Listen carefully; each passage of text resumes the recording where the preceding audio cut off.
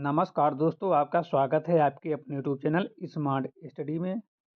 दोस्तों, RRB group D की परीक्षा चल रही है, ठीक है। आरआरबी ग्रुप डी परीक्षा 2025 जो है चल रही है, ठीक है। इस क्लास में हम आपको प्रोवाइड करेंगे टॉप 100 करंट अफेयर्स, ठीक है। यही क्वेश्चन जो है एग्जाम में आ रहे हैं और ये क्वेश्चन जो हैं एक्सपेक्टेड क्वेश्चन हैं, जिनका भी एग्जाम जो है 20, 21, 22, 23, 24, 25, 26 और आगे की शिफ्टों में है। तो उनको इस क्लास को ज़रूर देखना चाहिए, क्योंकि यह क्लास उनके लिए वरदान साबित हो सकती है, ठीक है। तो इस क्लास को स्टार्ट करूं उससे पहले अभी तक आप लोग स्मार्ट स्टडी यूट्यूब चैनल पर नए हैं और चैनल को अभी तक सब्सक्राइब नहीं किया है तो चैनल को सब्सक्राइब कर लीजिए, बेल आइकन को प्रेस कर लीजिए, ताकि आने वाली वीडियो का नोटिफिकेशन आपको सबसे पहले मिल सके। इस क्लास में हम आपको टॉप 100 करंट अफेयर कराएंगे। ये सारे क्वेश्चन जो है एक्सपेक्टेड हैं और इसी प्रकार के क्वेश्चन जो हैं एग्जाम में आ रहे हैं, ठीक है। इससे पहले जो स्मार्ट स्टडी पर क्लासें करंट अफेयर की पढ़ी हैं, वहाँ से एग्जाम में सीधे क्वेश्चन फंसे हैं, तो इस क्लास से भी मैक्सिमम क्वेश्चन फंसने के चांस हैं। तो आप लोग इस क्लास को अंत तक जरूर देखो। हम क्लास को स्टार्ट करते हैं बिना टाइम वेस्ट किए और पहला क्वेश्चन आ रहा है स्क्रीन पर। आज का पहला क्वेश्चन है कि 22 अप्रैल 2025 को जम्मू और कश्मीर के पहलगाम में आतंकवादी हमले में कितने नागरिक मारे गए। तो 22 अप्रैल 2025 को जो है जम्मू और कश्मीर के पहलगाम में जो आतंकी हमला हुआ था, उसमें जो नागरिक मारे गए थे वो 26 मारे गए थे। ऑप्शन नंबर बी करेक्ट है, 26। और इस आतंकी हमले में जो है हिंदू लोग जो है ज़्यादा मारे गए थे, ठीक है। हिंदू नागरिक ज़्यादा मारे गए थे और भारत ने जो है पाकिस्तान को आतंकवाद का समर्थन करने के लिए जो उनकी निंदा की थी, ठीक है, पाकिस्तान की निंदा की थी भारत ने। अगला क्वेश्चन जो है कि 7 मई 2025 को भारत में ऑपरेशन अभ्यास नामक क्या आयोजित किया गया था। तो 7 मई 2025 को भारत में जो है ऑपरेशन अभ्यास नामक जो था वो एक सिविल डिफेंस अभ्यास था, ठीक है। सिविल डिफेंस अभ्यास था, ऑप्शन नंबर बी, ठीक है। सिविल डिफेंस ड्रिल थी, option number B is correct है, ठीक है। और यह आयोजन जो है इसका मुख्य उद्देश्य क्या था। इसका मुख्य उद्देश्य जो था नागरिकों को सुरक्षा और एजेंसियों की आपात स्थिति में प्रतिक्रिया क्षमता को बढ़ाना था, ठीक है। इस अभ्यास में एयर रेड, सायरन निकासी अभ्यास और अन्य सुरक्षा तैयारी शामिल थी। यह 244 जिलों में हुआ और देश की तैयारियों को मजबूत बनाने में मदद की इसने, ठीक है। अगला क्वेश्चन है 2025 G20 शिखर सम्मेलन किस महाद्वीप में पहली बार आयोजित हुआ। तो G20 शिखर सम्मेलन 2025 जो पहली बार जो है अफ्रीका महाद्वीप में आयोजित हुआ। क्वेश्चन पूछा जा सकता है कब आयोजित हुआ, तो आपको बताना है 22 से 23 नवंबर के बीच आयोजित हुआ था, ठीक है। और ये दक्षिण अफ्रीका के जोहान्सबर्ग में हुआ था। पूछा जाए कि G20 शिखर सम्मेलन 2025 में किस विषय पर चर्चा हुई, तो आपका बताना है कि वैश्विक आर्थिक विकास, जलवायु परिवर्तन और खाद्य सुरक्षा और वित्तीय सुधारों पर चर्चा हुई, ठीक है। अगला क्वेश्चन जो है कि 2 नवंबर 2025 को ICC women's cricket world cup 2025 का फाइनल कहाँ खेला गया। तो 2 नवंबर 2025 को ICC women's cricket world cup final जो है नवी मुंबई में खेला गया। ऑप्शन नंबर बी करेक्ट है, Navi Mumbai. ICC women's cricket world cup 2025 का फाइनल मुकाबला 2 नवंबर 2025 को डी.वाई. पाटिल स्टेडियम नवी मुंबई में खेला गया, जहां भारत ने दक्षिण अफ्रीका को हराकर अपना पहला महिला विश्व कप खिताब जीता। यह घटना महिला क्रिकेट के इतिहास में महत्वपूर्ण मानी जाती है। तो स्टेडियम पूछे तो आपको बताना है डी.वाई. पाटिल स्टेडियम कहाँ हुआ था, तो नवी मुंबई में, ठीक है। अगला क्वेश्चन है कि नवंबर 2025 में भारत ने जमैका एवं क्यूबा को कितने टन मानवीय सहायता भेजी। तो नवंबर 2025 में भारत ने जमैका एवं क्यूबा को 20 टन जो है मानवीय सहायता भेजी। ऑप्शन नंबर बी करेक्ट है, 20 टन, ठीक है। भारत ने 4 नवंबर 2025 को जमैका और क्यूबा को प्रत्येक को 20 टन मानवीय सहायता भेजी है, जिसमें भोजन, दवाइयाँ, आपूर्ति सामग्री शामिल हैं, ठीक है। यह राहत हिंदुस्तान एयरफोर्स के माध्यम से भेजी गई है, जो भारत की वैश्विक सहायता प्रतिबद्धता को दर्शाती है, ठीक है। अगला क्वेश्चन है कि 20 नवंबर 2025 को भारत सरकार ने किस ऑनलाइन कोर्स पहल युवा ऑल फॉर ऑल लॉन्च की। युवा ऑल फॉर ऑल लॉन्च की, तो ये जो है ये 20 नवंबर को लॉन्च किया गया था। युवा ऑल फॉर ऑल पहल लॉन्च की गई, जो एक मुफ्त एआई बेसिक कोर्स है। क्या है, एक मुफ्त एआई बेसिक कोर्स है, ठीक है। तो इसका सही जवाब ऑप्शन नंबर सी है, बेसिक एआई कोर्स। और इसका जो लक्ष्य क्या है, इसका लक्ष्य है 1 करोड़ नागरिकों को कृत्रिम बुद्धिमत्ता यानी कि एआई की मूल बातें सिखाना है। और यह कोर्स फ्यूचर स्किल प्राइम, आई गॉड और कर्मा योगी आदि प्लेटफॉर्म पर उपलब्ध है। और इससे जो है युवाओं और पेशेवर की कौशल जो है एआई में बढ़ेगी।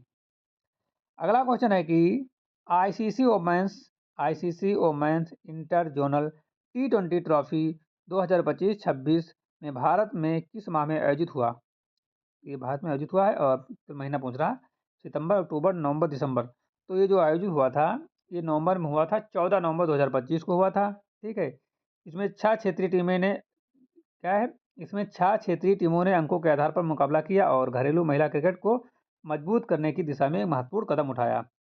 2025 में भारत ने कितने अतिरिक्त चीते बोत्सवाना से आयात करने की योजना बनाई है? तो 2025 में भारत ने जो है बोत्सवाना से 8 चीते आयात करने की योजना बनाई है। ठीक है, कितने?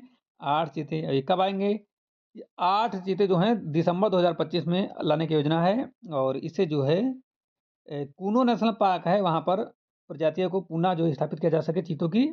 ठीक है, इससे जो है देश के चीतों की आबादी को मजबूती मिलेगी। अगला क्वेश्चन है, भारत की जलवायु परिवर्तन सूची CCPI में 2026 के लिए रैंक क्या थी? भारत की जलवायु परिवर्तन सूची CCPI में 2026 के लिए रैंक क्या थी? जैसे COP30 में घोषित हुआ है। ठीक है, उसी आधार पर। तो इसका जो सही जवाब है option number B, 23। Bharat COP30 में घोषित CCPI 2026 में 23वीं रैंक प्राप्त की है। ठीक है। भारत की रैंक में गिरावट का मुख्य कारण जो है कोयला खत्म करने की स्पष्ट राष्ट्रीय योजना का अभाव बताया गया है। इससे देश को जलवायु नीति मजबूत करने की चुनौतियों का सामना करना पड़ा। अगला क्वेश्चन है, जुलाई 2025 में भारत और चीन सीमा पर तनाव कम करने के लिए दोनों देशों ने किस प्रकार की बैठक की घोषणा की है? तो जुलाई 2025 में भारत और चीन के तनाव को कम करने के लिए जो है दोनों देशों ने सैन्य स्तर की बैठक की है। ऑप्शन नंबर बी करेक्ट है, मिलिट्री लेवल मीटिंग की है। ठीक है। और जुलाई 2025 में भारत और चीन ने सीमा तनाव कम करने के लिए सैन्य स्तर की बैठक की घोषणा की है। इससे पूर्व जो है सीमा गतिरोधी और गतिशीलता बनी थी। बैठक का लक्ष्य जो था, क्या था? बैठक का लक्ष्य जो था वो सैनिक तनाव को नियंत्रित करना था और पैरामिलिट्री गतिविधियों को रोकना था और डोकलाम लद्दाख जैसी संवेदनशील सीमाओं पर समझ विकसित करना था। दोनों देशों ने शांतिपूर्ण समाधान पर बल दिया है। अगस्त 2025 में संयुक्त राष्ट्र महासभा द्वारा अनुमोदित ग्लोबल साउथ फ्रेमवर्क का अगस्त 2025 में संयुक्त राष्ट्र महासभा द्वारा अनुमोदित ग्लोबल साउथ इकोनॉमिक फ्रेमवर्क का उद्देश्य क्या है? तो अगस्त 2025 में संयुक्त राष्ट्र महासभा द्वारा अनुमोदित ग्लोबल साउथ इकोनॉमिक फ्रेमवर्क का जो उद्देश्य है वो विकासशील देशों के लिए आर्थिक सहायता और बढ़ावा। ठीक है। तो इसका सही जवाब ऑप्शन नंबर सी है। अगस्त 2025 में संयुक्त राष्ट्र महासभा द्वारा अनुमोदित ग्लोबल साउथ इकोनॉमी फ्रेमवर्क का जो लक्ष्य है वो विकासशील देशों को आर्थिक सहायता और निवेश, व्यापार के अवसर और स्थिर विकास के लिए समर्थन देना। यह पहल गरीबी उन्मूलन और पूर्वाधार विकास और व्यापारिक अनुकूलता को बढ़ावा देता है। इससे वैश्विक आर्थिक और असमानताओं को कम करने की योजना है। सितंबर 2025 में भारत ने किस खेल में एशियाई खेलों के लिए क्वालिफाई किया? तो सितंबर 2025 में भारतीय पुरुष और महिला हॉकी टीम ने एशियाई खेलों के लिए क्वालिफाई किया। ठीक है, तो ऑप्शन नंबर सी करेक्ट है, हॉकी। अगला क्वेश्चन है कि अक्टूबर 2025 में भारत सरकार ने किस नए डिजिटल भुगतान प्लेटफॉर्म की घोषणा की है? तो अक्टूबर 2025 में जो है भारत ने यूपीआई ग्लोबल की घोषणा की। किसकी? यूपीआई ग्लोबल की घोषणा की है। इसका लक्ष्य क्या है? इसका लक्ष्य जो है भारतीय डिजिटल भुगतान को विश्व स्तर पर विस्तृत करना है और अंतर्राष्ट्रीय लेन देन को सहज बनाना है। इसका मेन मकसद है। तो सही जवाब क्या है? ऑप्शन नंबर बी करेक्ट है, ग्लोबल, यूपीआई ग्लोबल। ठीक है। और अगला क्वेश्चन जो है कि नवंबर 2025 में किस भारतीय शहर ने स्मार्ट सिटी इंटरनेशनल अवार्ड जीता है? नवंबर 2025 में किस भारतीय शहर ने स्मार्ट सिटी इंटरनेशनल अवार्ड जीता है? तो ये जो जीता है लखनऊ ने जीता है। ऑप्शन नंबर ए करेक्ट है, लखनऊ। नवंबर 2025 में लखनऊ को स्मार्ट सिटी इंटरनेशनल अवार्ड मिला। ठीक है, क्या मिला? स्मार्ट सिटी इंटरनेशनल अवार्ड मिला। और यह सम्मान जो है स्मार्ट शहर के क्षेत्र में उत्कृष्ट और डिजिटल सेवाओं, पर्यावरण प्रबंधन और नागरिक सुविधाओं को बेहतर एकीकरण के लिए मिला है। इससे शहर की वैश्विक मान्यता बढ़ी है और निवेश आकर्षित हुआ है। नवंबर 2025 में किस देश ने रोबोटिक कृषि उपकरण के लिए भारत के साथ साझेदारी पर हस्ताक्षर किए? तो नवंबर 2025 में जो है रोबोटिक कृषि उपकरण के लिए भारत और जापान ने जो है साझेदारी की। ऑप्शन नंबर बीच करेक्ट है जापान।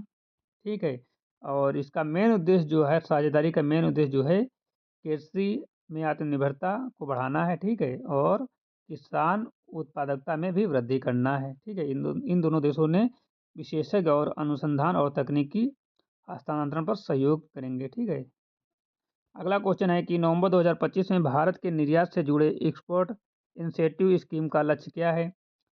तो नवंबर 2025 में भारत की निर्यात से जुड़े एक्सपोर्ट इंसेंटिव स्कीम का जो लक्ष्य है वो है निर्यात को बढ़ावा देना। ऑप्शन नंबर बीच करेक्ट है, निर्यात को बढ़ावा देना है। और जिसका लक्ष्य है भारतीय निर्यात को बढ़ावा देना है। और इस योजना के तहत कृषि, टेक्सटाइल, फार्मा और इलेक्ट्रॉनिक क्षेत्र में प्रोत्साहन मिलेगा। ठीक है, और इससे जो है योजना रोजगार सृजन और विदेशी मुद्रा अर्जन को भी बढ़ावा मिलेगा। ठीक है, सही इसके फायदे होंगे। नवंबर 2025 में भारत ने किस देश के साथ रक्षा सहयोग बढ़ाने की घोषणा की है? तो नवंबर 2025 में भारत ने जो है दक्षिण अफ्रीका के साथ जो है रक्षा सहयोग बढ़ाने की घोषणा की। ऑप्शन नंबर डी चेक है दक्षिण अफ्रीका। अगला क्वेश्चन है कि नवंबर 2025 में भारत और यूके ने किस क्षेत्र में भागीदारी को मजबूत करने की घोषणा की है? तो नवंबर 2025 में भारत और यूके ने जो है वो तकनीकी टेक्नोलॉजी के क्षेत्र में जो है भागीदारी को मजबूत करने की घोषणा की है। ठीक है, नवंबर 2025 में भारत और यूनाइटेड किंगडम के ने तकनीकी और नवाचार के क्षेत्र में भागीदारी को और मजबूत करने की घोषणा की है। यह सहयोग आर्टिफिशियल इंटेलिजेंस, साइबर सुरक्षा, डेटा सुरक्षा, स्टार्टअप इनोवेशन को बढ़ावा देगा। दोनों देशों की कंपनियां साझेदारी करेंगी। ठीक है, दोनों देशों की कंपनियां जो हैं वो साझेदारी करेंगी और अनुसंधान को बढ़ावा मिलेगा। नवंबर 2025 में भारत ने एनडीबी न्यू डेवलपमेंट बैंक से किस परियोजना के लिए ऋण लिया? तो नवंबर 2025 में भारत ने जो है एनडीबी यानी कि सोलर ऊर्जा पार्क से लोन लिया है। दोबारा लो। नवंबर 2025 में भारत ने एनडीबी से किस परियोजना के लिए ऋण लिया है? तो नवंबर में जो है भारत ने जो है सोलर ऊर्जा पार्क से ऋण लिया है।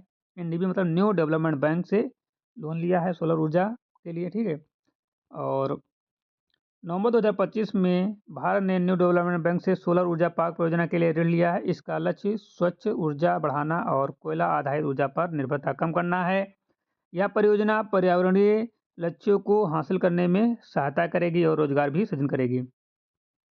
अगला क्वेश्चन है 31 अगस्त से 1 सितंबर 2025 तक कौन से महत्वपूर्ण अंतर्राष्ट्रीय शिखर सम्मेलन चीन के तियानजिन में आयोजित हुआ? तो 31 अगस्त से 1 सितंबर 2025 तक तियानजिन चीन में एससीओ यानी कि शंघाई कोऑपरेशन ऑर्गेनाइजेशन शिखर सम्मेलन आयोजित हुआ। यह 25वां एससीओ शिखर सम्मेलन था और इसमें कई सदस्यों देशों ने कई सदस्यों देशों के नेता ने भाग लिया। बैठक का उद्देश्य क्षेत्रीय सहयोग, सुरक्षा, व्यापार और राजनीतिक मुद्दों पर विचार करना था। और एससीओ में भारत, चीन, रूस और मध्य एशिया राष्ट्र शामिल हैं। अगला क्वेश्चन है कि 24 जुलाई 2025 में भारत ने किस देश के नागरिक के लिए पर्यटक वीज़ा फिर से जारी या शुरू किया? तो इसका सही जवाब चीन के लिए। ठीक है, 24 जुलाई 2025 से भारत ने चीन के नागरिकों के लिए पर्यटक वीज़ा यानी कि टूरिस्ट वीज़ा फिर से जारी करना शुरू कर दिया है, जो कोविड-19 महामारी और सीमा तनाव के कारण कई वर्षों तक रुका हुआ था। इससे दोनों देशों के बीच जो है पर्यटन और लोगों के आपसी संपर्क को फिर से बढ़ावा मिलेगा। 24 से 26 नवंबर 2025 को भारत में किस अंतर्राष्ट्रीय संगोष्ठी का आयोजन हुआ? इंटरनेशनल कांग्रेस का आयोजन हुआ। तो ये जो हुआ था अंतर्राष्ट्रीय कृषि कांग्रेस का option number B is correct है।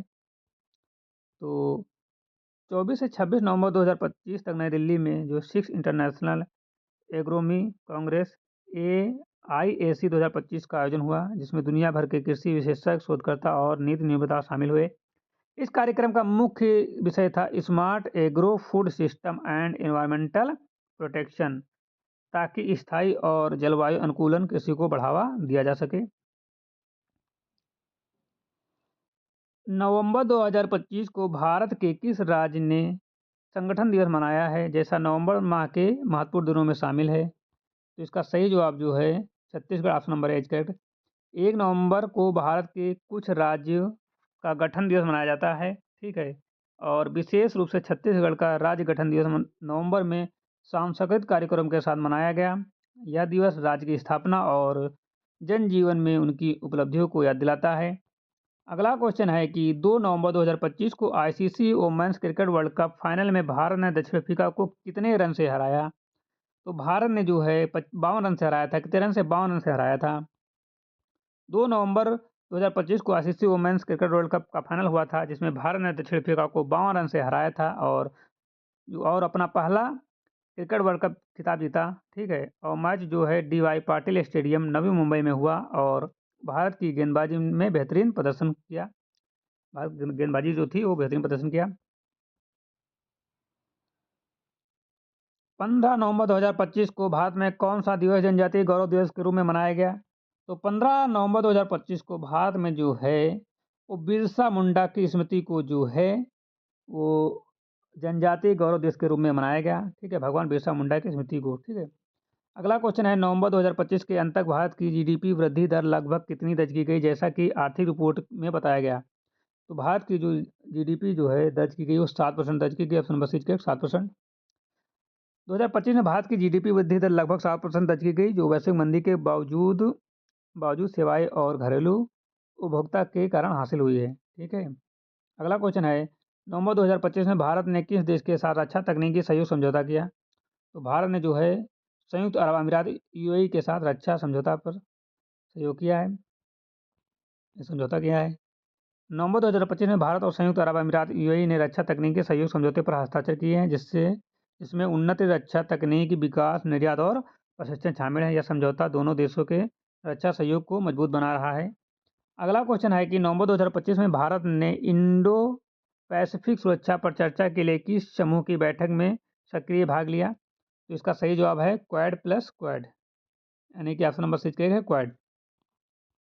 नवंबर 2025 में भारत ने क्वाड प्लस बैठक में सक्रिय भागीदारी रहा, जिसमें इंडो पैसिफिक सुरक्षा सहयोग, समुद्री स्थिरता और क्षेत्रीय साझेदारी जैसे मुद्दों पर चर्चा हुई। भारत, अमेरिका, जापान, ऑस्ट्रेलिया और एशियन देशों के साथ मिलकर सुरक्षा और रणनीति पर चर्चा हुई। 2025 में भारत ने किस देश के साथ स्पेस टेक्नोलॉजी ट्रांसफर एग्रीमेंट पर हस्ताक्षर किए? तो 2025 में भारत ने जो है अमेरिका के साथ जो है स्पेस ट्रांसफर एग्रीमेंट पर हस्ताक्षर किए हैं। 2025 में भारत और अमेरिका के बीच स्पेस टेक्नोलॉजी ट्रांसफर एग्रीमेंट पर हस्ताक्षर हुए। इस समझौते पर लक्ष्य अंतरिक्ष अनुसंधान, सैटेलाइट तकनीकी और विज्ञान के क्षेत्र में सहयोग को मजबूत करना है। दोनों देश संयुक्त मिशन और डेटा साझेदारी को बढ़ावा देंगे। इससे भारतीय अंतरिक्ष कार्यक्रम को नई तकनीक और संसाधन प्राप्त होंगे। 2025 में भारत सरकार ने अनुसूचित जाति तथा अनुसूचित जनजाति के लिए स्किल डेवलपमेंट मिशन की घोषणा की। इसका मुख्य उद्देश्य क्या है? तो इसका मुख्य उद्देश्य जो है वो कौशल प्रशिक्षण को बढ़ाना, ऑप्शन नंबर सी करेक्ट है। भारत सरकार ने 2025 में SC/ST समुदाय के लिए स्किल डेवलपमेंट मिशन लॉन्च किया, ताकि युवाओं को व्यावसायिक और तकनीकी कौशल सिखाकर उन्हें रोजगार के अवसर बढ़ाए जा सके। इसके तहत प्रशिक्षण, प्रमाण और उद्योग आधारित कार्यशालाएं आयोजित की जाएंगी। यह पहल आर्थिक समानता और सामाजिक सशक्तिकरण को बढ़ावा देती है। 2025 के G20 जोहान्सबर्ग समिट में ग्लोबल फूड सिक्योरिटी पर किस विशेष पहल का ऐलान हुआ? तो ये ऐलान जो हुआ ग्लोबल एग्रीकल्चर फंड यानी ग्लोबल कृषि फंड का, ठीक है, ऐलान हुआ है। 2025 G20 जोहान्सबर्ग समिट में ग्लोबल फंड सिक्योरिटी को मजबूत करने के लिए G20 food security alliance GFSA की घोषणा की गई। यह पहल कृषि संसाधनों, आपूर्ति श्रृंखलाओं और खाद्य तंगी से निपटने के लिए अंतर्राष्ट्रीय सहयोग बढ़ाने पर केंद्रित है। विशेषज्ञों और देश को खाद्य तकनीकी, बेसिक इनपुट्स और निर्यात आयात नीति में समर्थन मिलेगा।